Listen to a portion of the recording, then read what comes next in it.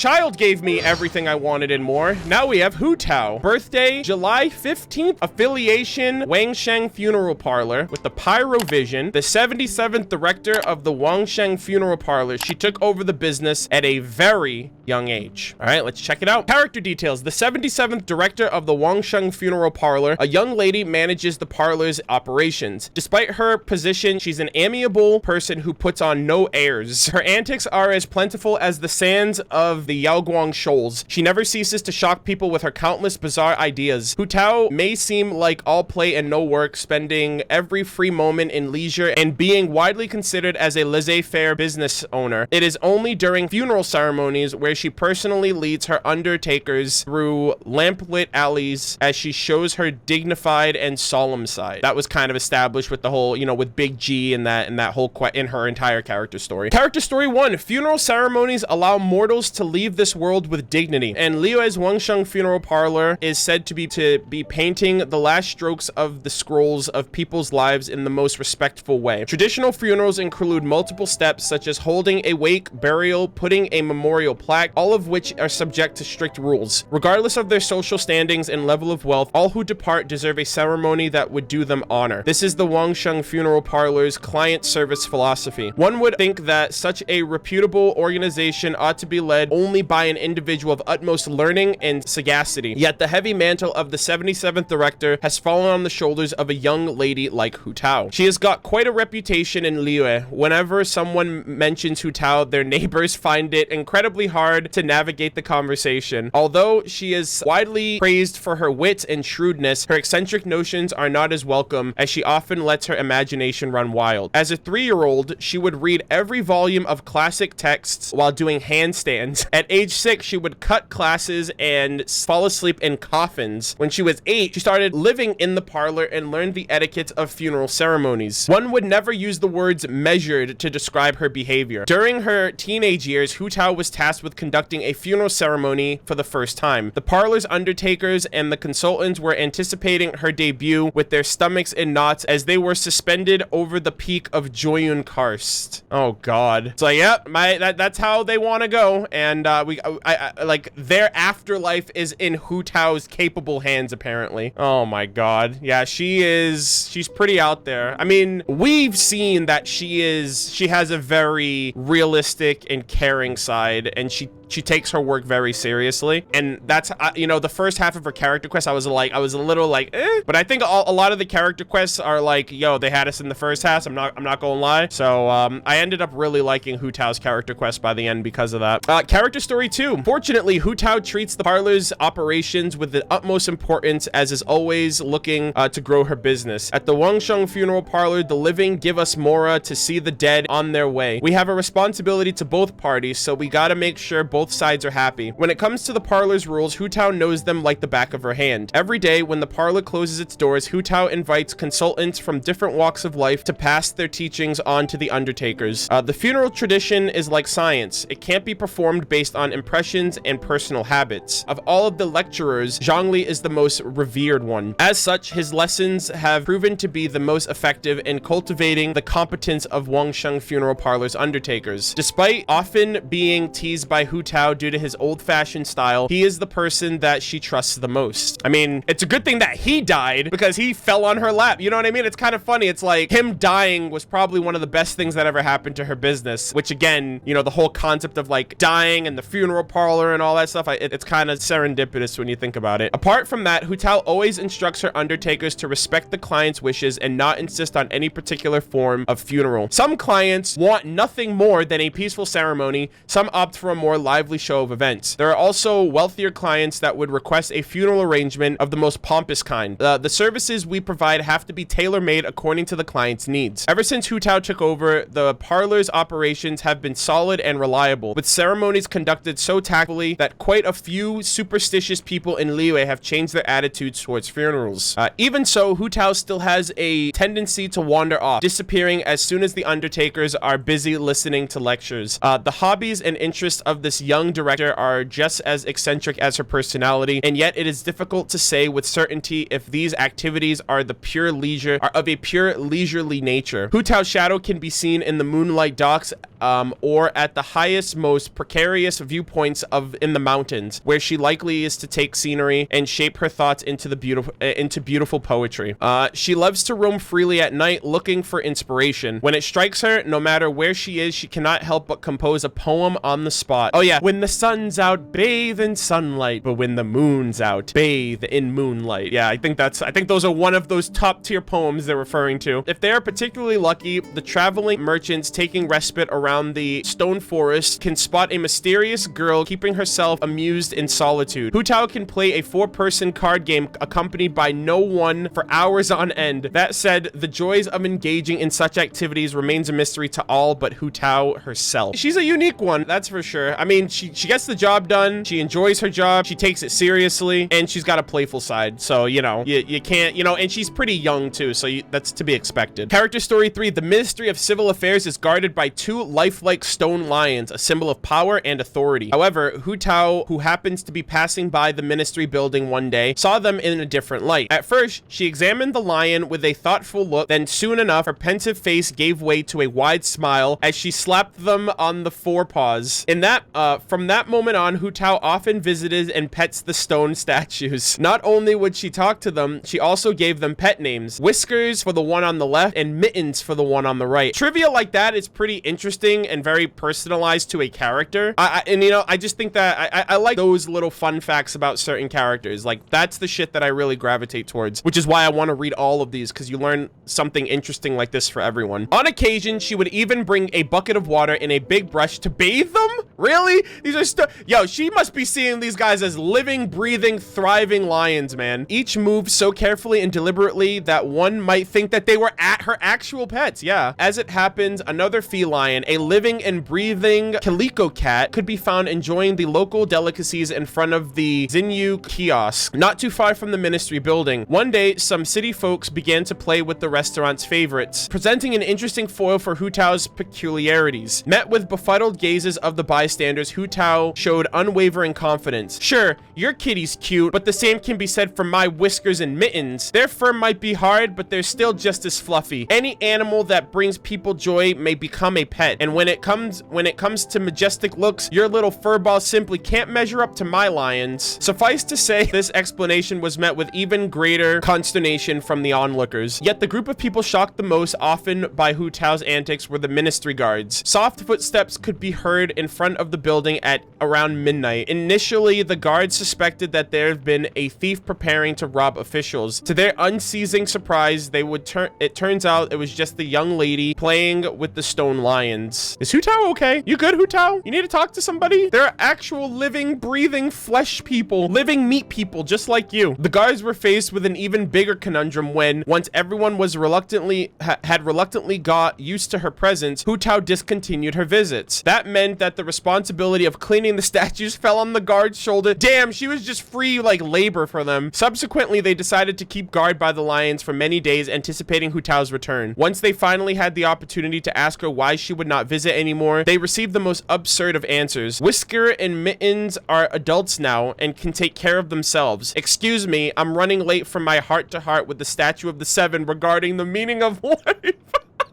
Oh my god, that's too good. Yo, which one is it? Which one is it? Who's giving you the meaning of life? I guess it's the Zhongli statue. Oh boy, that's a funny one. Damn, I honestly think like it's not a fluke. I actually think she's like communicating with these structures. It's just, I don't know. She has stars in her eyes, quite literally, so she sees things a lot different than most people. Character story 4. Not long after her initial meeting with the little zombie, Hu Tao decided that as her self-proclaimed true friend, she should grant Chi-Chi eternal peace. Hu Tao would go on to kidnap Chi-Chi several times following such deliberations in every instance, including calculating the most auspicious time for the ceremony, aiming to follow standard procedure and cremation, after which she would place Chi-Chi in the tomb on the outskirts of the city. In fact, she would have succeeded already if not for Baizu's timely interventions. Every time the Boo Boo Pharmacy's owner managed to catch up with them, Hu Tao had already had Chi-Chi packed in a bag with only her head head sticking out, staring in utter confusion as Hu Tao was vigorously digging a hole for the pyre. Afterwards, Hu Tao sent Chi-Chi an apology letter in which she expressed deep gratitude that she was not able to lay Chi-Chi to rest fast enough. Oh my god, this is so comedic. In Hu Tao's eyes, Chi-Chi passed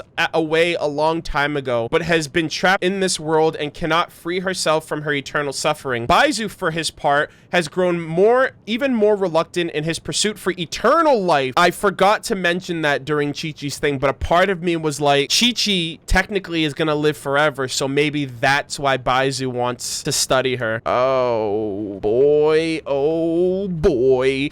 Yep, this man's pretty sus. Why do you want to live forever, Baizu? What's going on? You want to talk to me? You want to talk it out? What's going on, dude? Yeah, that's not good. Baizu, for his part, has grown ever more reluctant in his pursuit for eternal life after meeting Chi-Chi. The act of defiance against the cycle of life and death is unacceptable to Hu Tao. She wanted to bury Chi-Chi not only out of consideration for her friend, but also to restore the natural order. But Chi-Chi could not disagree more, as she was afraid of death and disliked Hu Tao for her attempts. Because of struggle between Hu Tao and her had been going on for so long, Chi-Chi had experienced a breakthrough. She had started to remember places where she might where she might hide to avoid being captured by Hu Tao. Perhaps it was due to those desperate survival efforts that Hu Tao decided to do something unusual and dig deeper into Chi-Chi's past. The story of her accident and the mystery of the Adepti, that series of coincidences filled Hu Tao's heart with hesitation. Since Chi-Chi's will to live was so strong, she could not be forced to move on. Given the circumstances, she could only be treated as a rare exception that eludes the natural laws. Ever since, Hu Tao's gratitude toward Chi-Chi has changed dramatically, to the point where she would pamper her. Aw, hey, coming around. Unfortunately, the damage had been done and Hu Tao has become Chi-Chi's bugbear. The little zombie may need several years more to let go of her grievances. Yeah, you caused her so much grief that now that you're coming around, she doesn't want anything to do with you. That's hilarious though. I can literally picture Hu Tao just like carrying Chi-Chi off in like a duffel bag, trying to bury her as quickly as possible. Okay. You know what else? I wonder if this applies to that as well, but Baizu always reminded me of like Orochimaru from Naruto. He kind of has the same aesthetic, almost kind of sorta. He has the talking snake and he's looking for like, I mean, Orochimaru wanted to learn every jutsu and probably wanted to live forever, and Dr. Baizu wants to live forever. I mean, I haven't seen Baizu since the Liyue storyline and it was just one interaction, but his white snake was like, oh my god, that's literally, I'm getting Orochimaru vibes from this guy. And lo and behold, now this man's seeking eternal life. And I wonder if he's terminally ill. I don't want to think that he's doing it for nefarious reasons, even though like Chi-Chi is like a byproduct of his pursuits. But I know that Dr. Baizu is apparently sick. I don't know if I don't really know. That's what we were told, that he's sick. I'm assuming it's terminal and he's trying to find a way to circumvent that by living forever, maybe. Wow, we learned a lot right there from just from the interactions between Hu Tao and Chi-Chi, which is great. We learned a little bit more about Chi-Chi there too. Hu Tao is not in fact best known for her role as director, but for her other great accomplishment, the creation of poetry. She dubs herself the verse monger of the darkest alleys. Free verse flows forth untamed from her mouth whenever she has free time to be. She freestyles?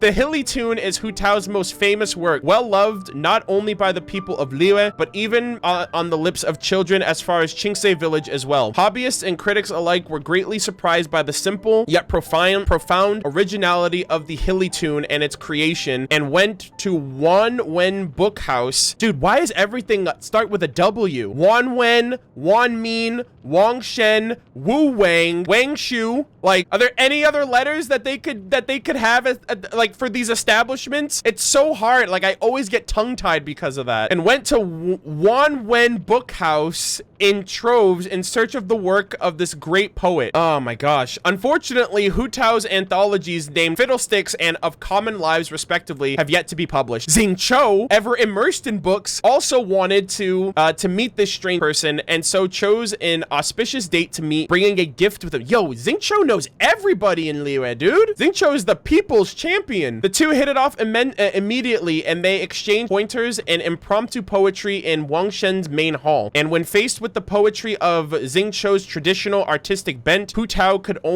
always return in kind with some strange and marvelous verse. And there was meaning in the chaos. Indeed, a rhythm to the bizarre that anyone could perceive, and that catchy, and it was catchy too. Literally, she's a freestyle rapper. Thus, she did beat the old master with untrained fists, leaving Xingqiu at a loss for words. At length, the poetic sparring ended. Dude, did they have a rap battle? What the fuck? Xingqiu and Hu Tao just freaking dropping bars back and forth? That's so funny. Oh, that's so badass. We need part 2 and part 3 character quests, I swear. We need to see these two interacting. That's so awesome. Xingqiu is at a loss for words. At length, the poetic sparring ended amiably, and they have been friends ever since, reading and composing poetry with one another when they have the time to meet. Over time, the gang! Chongyun, Xingqiu, and Hu Tao. Over time, Chongyun too was pulled in to serve as an umpire. Their laughs filled the streets. The poems born from these sessions would also be recorded for bystanders. If ever you hear a pair of matched verses, one strict and the other playful, you are most certainly have heard one created jointly by Hu Tao and Xingqiu. God, they're all friends. I'm so fucking happy, dude.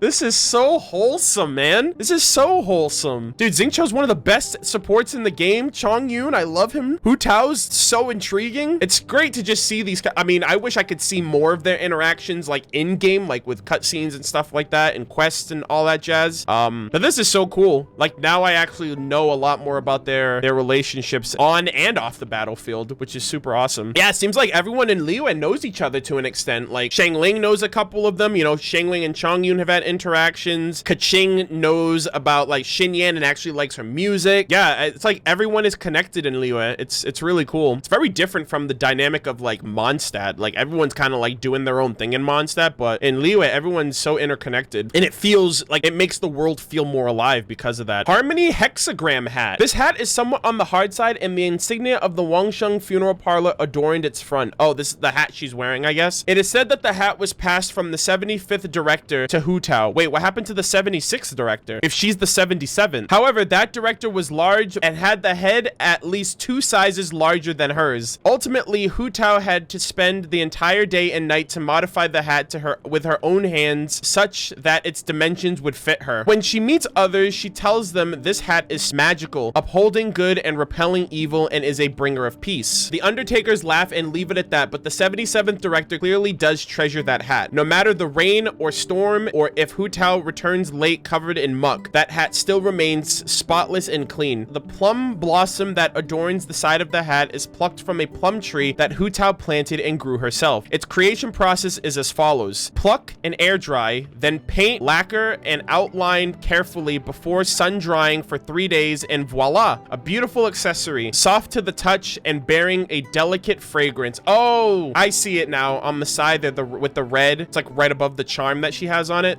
That's nice. And her vision, this is going to be interesting. This tale should begin with the funeral of Hu Tao's grandfather. Oh boy. 10 days before the funeral itself, old Hu had passed away following a bout of illness. For the 75th director, Wangsheng Funeral Parlor held a grand funeral in accordance with the last wishes of the old man himself, to be conducted by Hu Tao. Only 13 at the time, Hu Tao would later go on to become the director. In turn, made all the arrangements herself to the highest order, greatly impressing the Undertaker. Wait a minute, so was she is she the 76th and 77th? Because her grandfather was the 75th. Like, are we just gonna pretend the 76th director didn't count? Like, didn't exist? I think she directed her grandfather's funeral after she became director. I know, but like, this says that she's the 77th director, and this one says that her grandfather was the 75th director. So I'm just curious where the 76th director is, you know?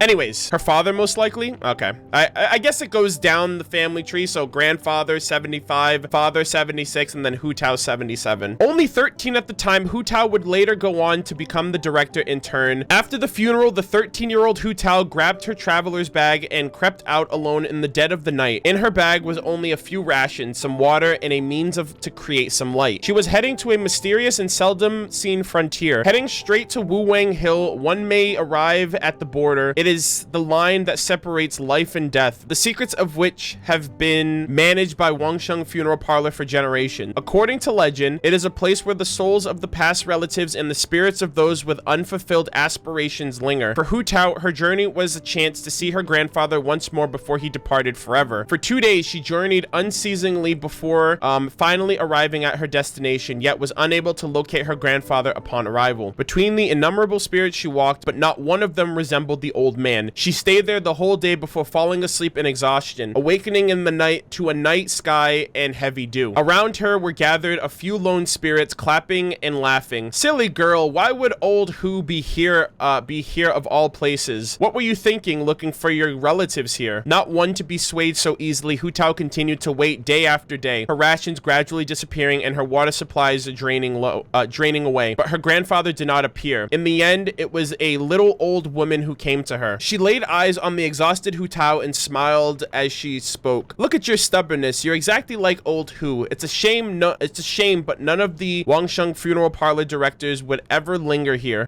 You come from a family of plain speakers, so let me return the favor. Go back. Go to where you came from. The old woman bid farewell to Hu Tao before passing over the border into the distance. Hu Tao watched as the figure of the mysterious woman grew smaller and disappeared, as a sense of doubt lingered and relief manifested itself. At last, she came to the conclusion her grandfather's absence was due to him having passed over the border as soon as he'd arrived to the place where he was bound. He had been open and honest in life, leaving behind no regrets, so was it right for his departure to be famed in regretful terms? With a smile, she set forth on the return journey. The faraway moon had been casting a thin light on the path over, but had now been replaced with a bright light of dawn. As she walked, Hu Tao thought of a saying that her grandfather had often quoted: live in life, die in death. Follow your heart, do what you can. Yo, wise words to live by. Let's go. Old Hu. It was noon when Hu Tao arrived home. She climbed over the wall near a rear courtyard, went straight to her room and unpacked her travel bag. With her food and water long gone and the rest of her belongings unpacked, the bag she had taken for empty instead contained a colorful vision. Just when had it arrived? As one of the few living that had dared to visit the border, perhaps Hu Tao's actions had moved some unknown god. Perhaps this then constituted a heavenly gift, the ultimate recognition of her strength. It's interesting how each person's vision is so unique and different, but each of them has like their own sense of like righteousness and deservedness, right? It's not just like some cookie cutter, oh, you were strong, you were brave, you were awesome, you were cool. And she was like a little kid when she got it too, so I don't know. I hope there are some gods, if we meet them, especially in like Celestia or whatever, that elaborate on why they give out some visions. I think it's pretty clear based on like the nature of these stories, but it would be nice for the gods themselves to clear the air, because apparently from humans' perspectives, that's what it's implied. It's implied that, oh, they look upon you with favor, or they see a spark in you, or they see you as worthy for something that you did that moved them or what have you. So yeah. Anyways, let's check out the voiceovers. Yeah? Now, just why might you be looking for me? God, I love her voice. Oh, you didn't know? I'm the 77th director of the Wangsheng Funeral Parlor, Hu Tao. Though by the looks of you, radiant glow, healthy posture, yes, you are definitely here for something other than that which falls within my regular line of work, aren't you? Yeah, no dead people, please. Wanna come over for tea? One client, two clients, three clients. When the sun's out, bathe in sunlight. But when the moon's out, bathe in moonlight. Always hear those. What a bummer. Lightning! Oh, let's bolt. Snow. Aww. What a nice breeze. My hat's gonna get blown away. Oh no, she loves that hat. Well are those who rise in the early morn, while those laid to bed I shall forewarn. Yo, bars! They weren't lying, dude. Holy shit. That was just like off the top of her head, dude. Yo, afternoon. Had lunch? Yo! I love her, dude. She's in my party right now. I love Hu Tao. Moon's out, and so am I. Oh, you sleepy? Get some rest. I'm gonna take a walk by myself. Who as in, who put me in this coffin? And Tao as in, I can't get out. No, not funny? Oh my god! The puns! They're so unexpected. Oh god, I haven't heard a pun since like Paimon. That was actually pretty good, but Jesus Christ. I love how she jokes about her name too. Everyone's always like, Hu Tao. So I like that. She's like, who put me in this coffin? How do I get Tao to here? That was so good. Let me show you some fire tricks. First, fire. And then, whoosh! Fire butterfly! Be free. Aw. You've been all over, so you must have seen a lot. When you've got the time, tell me your story, yeah? Yeah. Run around all you like during the day, but you should be careful during the night. When I'm not around, best keep your wits about you. That was a little scary. Oh, need a hand? Need a hand? Well, I'm here. If you need some assistance, I'm here to give it my all to the very end. Oh, fighting's a pain. For me, it's not an objective so much as a means to an end. Using the means to reach the end, to fight for that which I will not compromise on. Let's go. It's in this way that you and I are the same. Let's go, dude. Vision. Vision? Oh, this thing? Yeah, whatever. She's like, anyways. We are entrusted by the people to loyally see out their wishes. Wangsheng Funeral Parlor is special in that it carries a dual responsibility to those both of this realm and the next. I love how she takes like pre-orders. She's like, hey, if you could put a down payment right now, and when you die, we'll send you flying, dude. Some plants only grow in gloomier spots with ample moonlight. You ever seen any? Oh no? Well, I'll have to show you next time. Zhongli looks young, but his personality's a bit dusty. Damn. Knows everything, but doesn't fret over anything. Huh. Couldn't be that he's, A god. Forget it, whatever. He's a god, you're right. Yo, she was onto him. Yeah, she called him a boomer. She was like, he's a dusty old man. Have you seen Chi-Chi? Tell me where she is quickly. I need to go seal her away.